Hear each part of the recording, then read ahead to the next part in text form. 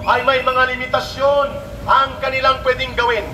Si Senator Ping Lacson, si Mayor Magalong, at si Senator Marcoleta, ayaw nilang tumbukin sino ang punot-dulo nito lahat. Diba? Iniiwasan nila. Ang masama pa, ang namuno ng kurakot na DPWH ay parang pat in the back lang, parang ganito, Brother Oliver. Okay na, si Clary Bunuan, nag-resign ka na, okay na. Absuelto ka na, tarantado. Hindi pwede yun. Ang pananagutang kriminal ni Bunuan ay kapariwa lang din sa pananagutang kriminal ng mga district engineer at ng kaniyang mga undersecretary. Ang pananagutang kriminal ng DPWH ay kapariwa lang din po sa pananagutan ng sindikato at mga kriminal na kontraktor. Bakit hindi ito tinutumbok?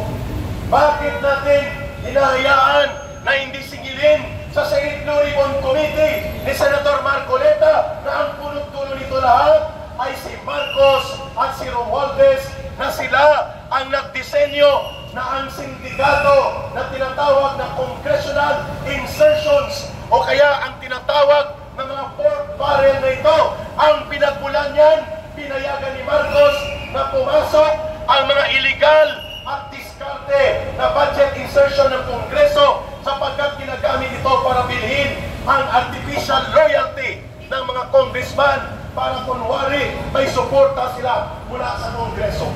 Pero kung titingnan natin ang malalim na pagsusuri, ang pumipirma ng budget para maging legal ang pagnanakaw at mamobilisa ang panderambong sa kamanang bayan, it starts all with Marcos signing the budget bill into becoming a General Appropriations Act.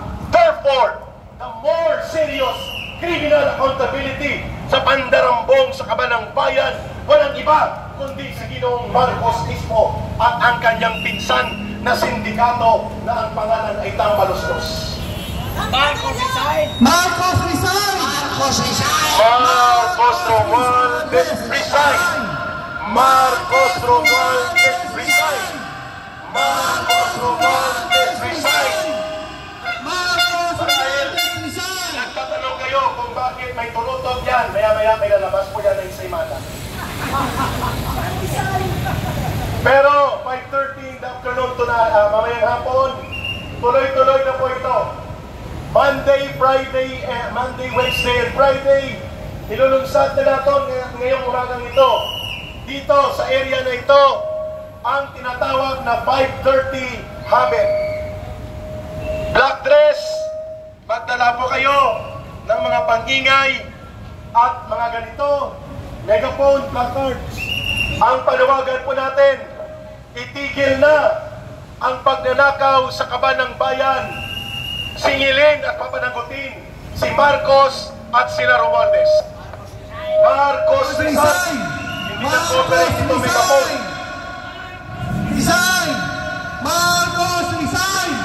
Marcos resign! Marcos resign! Iramin ko muna ito kay Brother Oliver. Kaya nag-feedback na ang megaphone. May nagtatanong kay Eric. Eric, hindi ba tayo lalapit doon sa shrine? At nang sa ganon, mas symbolic ang ating pagtitipon? Sabi ko, mas okay na dito para pag umulan, atras sa loob ng Robinson at bumili ng mga bibilhin sa loob ng Robinson. Hindi, biro lang. Nandun ang mga pulis. So mamaya, pag may time tayo, pag may oras tayo mamaya at walang ulan, lilipat tayo sa open space pero mapayapa at matiwasay na pagtitipon. Ayun. May nagtanong din kay Eric, paano kung 3, 4, 5 lang ang dumating kay Eric sa panawagan ng Black Friday protest? Ang sagot ni Eric, it does not matter. Hindi po numero ang pinagbabatayan ng pagkilos ng tama.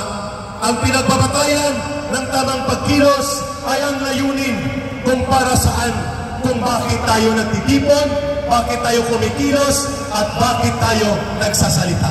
Tama? Ang numero, it will come later.